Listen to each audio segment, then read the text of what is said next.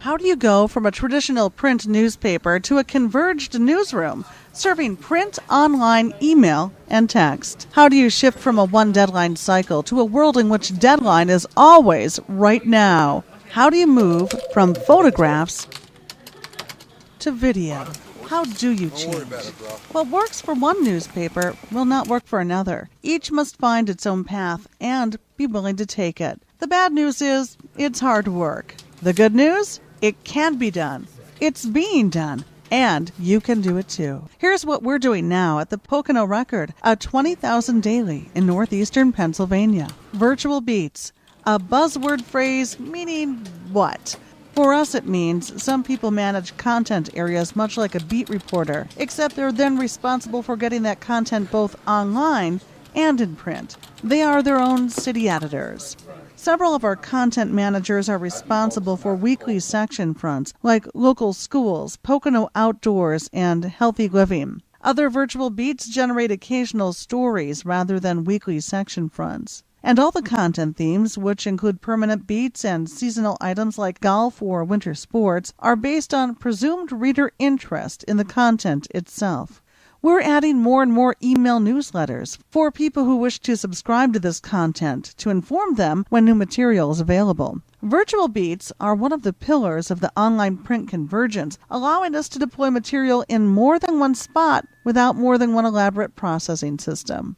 Breaking news online. It's capable of being a source of great satisfaction for news staff and great interest to readers. The ability to put out news where people are measurably reading it within seconds, it's a real boost for a lot of journalists. Useful news like traffic jams is a daily staple. Major breaking news means there's an all-out race to line up text and images and get it out there for a readership that's quite interested in local news and unable to get it anywhere else. And we deploy an extensive system of online news flashes, email alerts, and text message alerts when appropriate to drive traffic to the breaking news. The print cycle.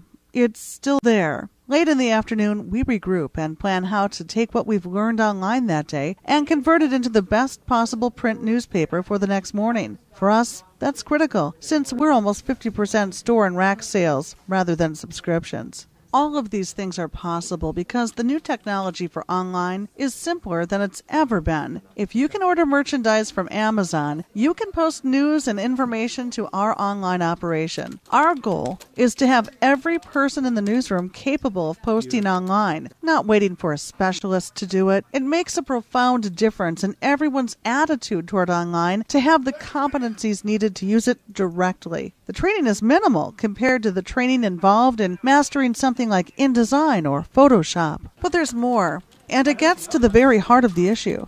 How do you change? How do you get others to change? What's the secret of innovation in a newsroom where tradition is a tyrant?